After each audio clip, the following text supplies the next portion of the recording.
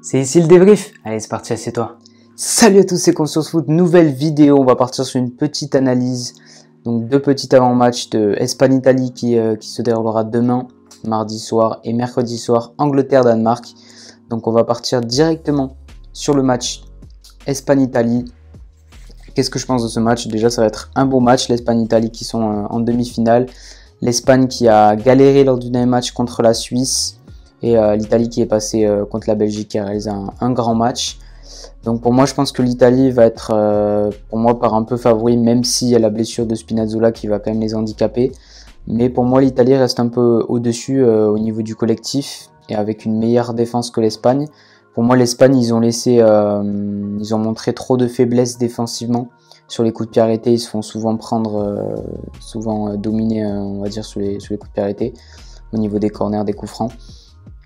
Tandis que je vois l'Italie en fait meilleure défensivement avec plus d'agressivité et l'expérience de Chiellini, Bonucci par exemple aussi qui aide. Donc pour moi l'Italie est meilleure défensivement que l'Espagne. Après au niveau du registre, au niveau du jeu, l'Espagne ça joue en tiki-taka, c'est-à-dire beaucoup de possession de balle un peu ennuyante. Et puis c'est de trouver la faille à force d'user la défense, on va dire. Tandis que l'Italie, c'est un autre registre, c'est un peu plus l'Italie en fait, elle est plus complète, elle peut jouer en contre grâce à Insigne, Berardi, Ciro Immobile dans la profondeur.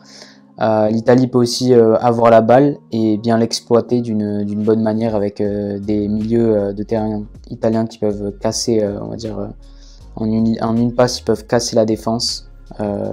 Tel Verratti, Jorginho, Barella. Donc je pense que l'équipe d'Italie est plus complète et elle a plus de registres, elle peut changer sa tactique en cours de match.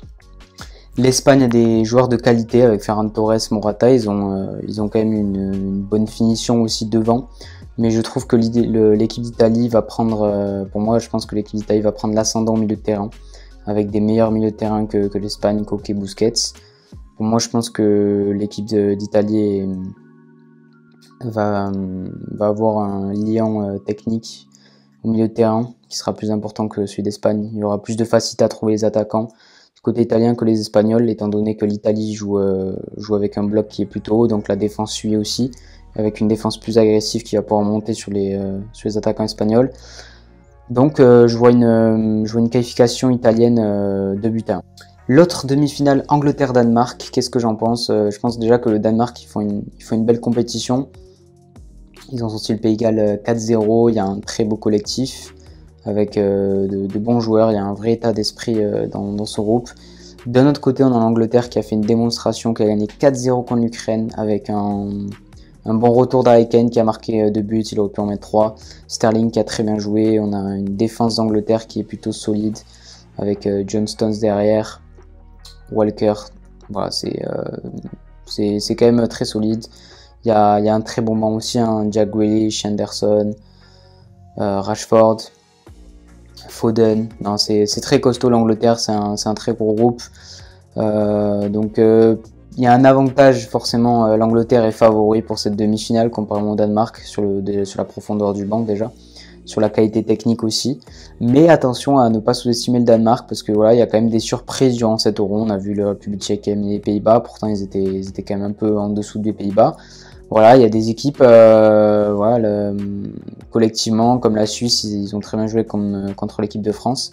Donc le Danemark, s'ils arrivent à reproduire ces bonnes actions collectives, ils peuvent embêter l'Angleterre, je pense. Et je pense que ça peut aller en prolongation. Je vois quand même l'Angleterre se qualifier.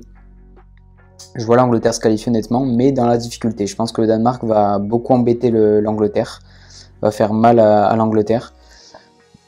Donc, en plus, voilà, l'Angleterre, ils n'ont pas l'habitude, mais là, ils vont jouer. Ils n'ont pas eu l'habitude de jouer contre une équipe agressive, et là, ils vont tomber contre une équipe agressive. Le Danemark, ils sont quand même très agressifs. Ils pressent haut.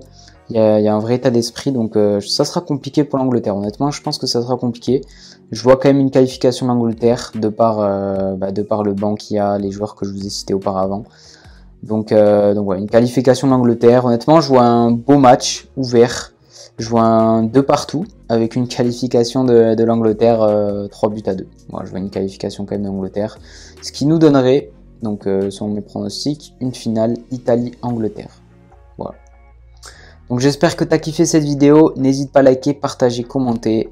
Comme d'habitude, on se retrouve pour le débrief donc d'Espagne, Italie et ensuite de Angleterre, Danemark. Ciao, ciao.